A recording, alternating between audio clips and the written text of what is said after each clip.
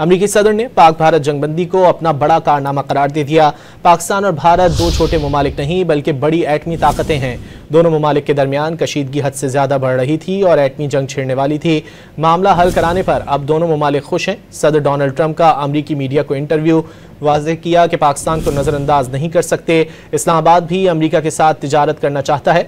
पाकिस्तानी ज़हीन लोग हैं जो हैरत अंगेज अशिया बनाते हैं। Bigger success than I'll ever be given credit for. That those are major nuclear powers. Those are not like a little bit, and they were angry. And the next phase was probably. Did you see where it was getting?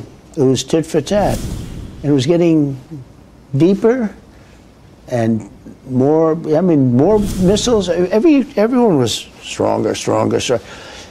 To a point where the next one's going to be, you know what? The N-word. You know what the N-word is, right? Nuclear. Yeah. Thank you. Thank you for the clarification. I figured you'd want to clean that up. No, it's the N-word. That's a very nasty word, right? In a lot of ways. The N-word used in a nuclear sense, that's the worst thing that can happen. And I think they were very close. The hatred was great.